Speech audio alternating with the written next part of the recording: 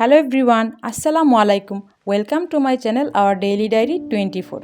আজকে নিয়ে এসেছি সবার খুবই পছন্দের বিরিয়ানি রেসিপি, তাও আবার প্যাকেট মশলায়। কোনো বাড়তি ঝামেলা ছাড়া খুব সহজ রেসিপিতেই আজকে বিরিয়ানি তৈরি করে দেখাবো।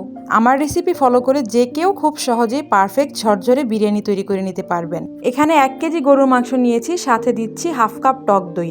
টক দই না থাকলে হাফ কাপ লিকুইড দুধের সাথে 1 টেবিল চামচ লেবুর রস মিশিয়ে সেটাও ব্যবহার করা যাবে। মাংস আর টক দইটাকে ভালো করে মেখে একটা সাইডে রেখে দিচ্ছি। এবারে চুলায় একটি প্যান বসিয়ে দিয়ে দিচ্ছি হাফ কাপ সয়াবিন তেল। তেল গরম হলে দিয়ে দিচ্ছি বড় বড় টুকরো করে কাটা আলু, সাথে দিচ্ছি একটু লবণ। এবারে আলুগুলোকে নেড়েচেড়ে ভালো করে ভেজে নেব। ভাজার সময় আলুগুলো মোটামুটি অর্ধেক সেদ্ধ হয়ে যাবে। আলুগুলো সোনালি রং হয়ে গেলে একটা বাটিতে তুলে সাইডে রেখে দেব। এবারে তেলের মধ্যে দিয়ে দিচ্ছি 1 কাপ পরিমাণ পেঁয়াজ কুচি। পেঁয়াজগুলোকেও ভালো করে নেড়েচেড়ে বেরেস্তা করে নেব। বেরেস্তা হয়ে গেলে কিছুটা পেঁয়াজ বেরেস্তা একটা বাটিতে তুলে রেখে দিব। বাকি যে বেরেস্তা আছে তার সাথে দিয়ে দিচ্ছি 1 চা চামচ পরিমাণ রসুন বাটা ও 1 চা চামচ পরিমাণ আদা বাটা। আদা ও রসুন একটু কষিয়ে নিয়ে দিয়ে দিচ্ছি হাফ চা চামচ ধনে গুঁড়া ও হাফ চা চামচ জিরার গুঁড়া। ধনে আর জিরার গুঁড়াও নেড়েচেড়ে একটু মিশিয়ে নিয়েছি। এখানে আমি 1 প্যাকেট রাঁধুনির রেডিমিক্স বিরিয়ানির মশলা নিয়েছি। প্যাকেটের মধ্যে থাকা সবটুকু মশলাই দিয়ে দিচ্ছি। সাথে দিয়ে দিচ্ছি একটু পানি দিয়ে মশলাটাকে খুব ভালো করে কষিয়ে নিতে হবে। কষানো হয়ে গেলে যখন দেখব মশলার উপরে তেল ভেসে উঠেছে, তখন দিয়ে দিচ্ছি আগে থেকে টক দই দিয়ে মাখিয়ে রাখা মাংস। সেই সাথে দিয়ে দিচ্ছি স্বাদ মতো কিছুটা লবণ।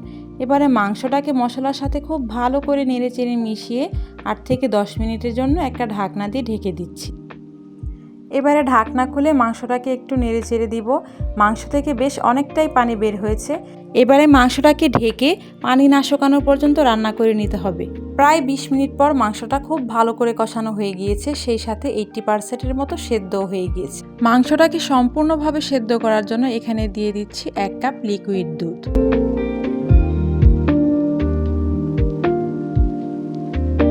আর একটু ঝাল বাড়ানোর জন্য 2টো কাঁচামরিচ ভেঙে দিয়েছি। সব কিছু নেড়ে মিশিয়ে নিয়ে আরও প্রায় 10 মিনিটের মতো ঢেকে রান্না করে নেব। 10 মিনিট পর আবারও ঢাকনা খুলে মাংসটাকে ভালো করে নেড়ে নিচ্ছি। এই পর্যায়ে ঝোলটা প্রায় শুকিয়ে গিয়েছে। এখন দিয়ে দিচ্ছি আগে থেকে ভেজে রাখা আলুগুলোকেও ভালো করে নেড়ে চেড়ে মাংসের সাথে মিশিয়ে নিয়েছি। এখানে আমি 3 কাপ চাল পরিষ্কার করে ধুয়ে একটা স্ট্রেনারে তুলে রেখেছিলাম পানি ঝরানোর জন্য। এবারে চালগুলো দিয়ে দিচ্ছি। চাল দিয়ে মাংসের সাথে খুব ভালো করে মিশিয়ে নিতে হবে। চাল আর মাংসগুলো একসাথে ভালো করে নেড়েচেড়ে 5 থেকে 6 মিনিটের মতো ভেজে নেব। ভালো করে ভাজা হয়ে গেলে 3 কাপ চালের জন্য এখানে আমি 6 কাপ গরম পানি দিয়ে দিচ্ছি। এবারে সব কিছু ভালো করে মিশিয়ে নিয়ে কিছুক্ষণের জন্য ঢাকনা দিয়ে ঢেকে দিচ্ছি। কিছুক্ষণ পর ঢাকনা খুলে নিচ থেকে ভালো করে নেড়েচেড়ে দিতে হবে। এ পর্যায়ে লবণ ঠিক আছে কিনা তা চেক করে স্বাদ মতো দিয়ে দিয়েছি কিছুটা লবণ দিয়ে নেড়েচেড়ে আবারও ভালো করে মিশিয়ে নিয়েছি। এবারে দিয়ে দিচ্ছি বেশ কয়েকটা আস্ত কাঁচামরিচ।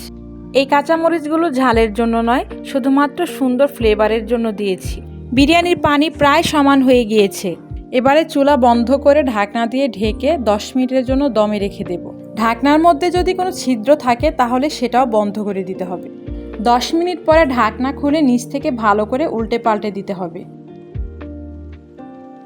এ পর্যায়ে বিরিয়ানির চালগুলো প্রায় 90%-এর মতো সেদ্ধ হয়েছে।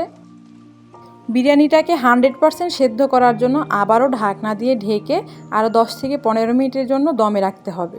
চুলার উপরে আমি একটা তাওয়া বসিয়ে দিয়েছি। তাওয়ার উপরে বিরিয়ানির হাঁড়িটাকে বসিয়ে দিচ্ছি। এবারে আবারও চুলা জ্বালিয়ে চুলার একদম লো হিটে 10 থেকে 15 মিনিটের মতো বিরিয়ানিটাকে দমে রাখতে হবে। প্রায় 10-15 মিনিট পরে আমার বিরিয়ানি রান্না একদম কমপ্লিট হয়ে গিয়েছে। এবারে ঢাকনা খুলে ওপর থেকে 2 চা চামচ ঘি ছড়িয়ে দিচ্ছি। ঘি দিলে বিরিয়ানির স্বাদ যেমন বেড়ে যাবে, সেই সাথে বিরিয়ানিতে সুন্দর একটা ফ্লেভারও অ্যাড হবে। ঘি দেওয়ার পর আবারও একটু ভালো করে নেড়েচেড়ে মিশিয়ে নিচ্ছি। সেই সাথে তৈরি হয়ে গেল একদম পারফেক্ট ঝরঝরে মজাদার বিফ বিরিয়ানি। এবারে চুলা থেকে নামিয়ে সার্ভিং ডিশে পরিবেশন করে নিচ্ছি। আমার এই রেসিপি ফলো করে যদি বিরিয়ানি তৈরি করেন তাহলে যে কেউ আপনার প্রশংসা করতে বাধ্য হবে। আমার আজকের এই বিরিয়ানির সহজ রেসিপিটি যদি ভালো লেগে থাকে তাহলে প্লিজ একটি লাইক করে দিবেন, আর পরবর্তী ভিডিওর আপডেট পেতে অবশ্যই চ্যানেলটিকে সাবস্ক্রাইব করে দিবেন। দেখা হবে আবার পরে অন্য কোনো ভিডিওতে। সেই পর্যন্ত সবাই অনেক ভালো থাকবেন। সবার জন্য রইল অনেক অনেক শুভকামনা। সবাইকে আল্লাহ হাফেজ। আসসালামু আলাইকুম।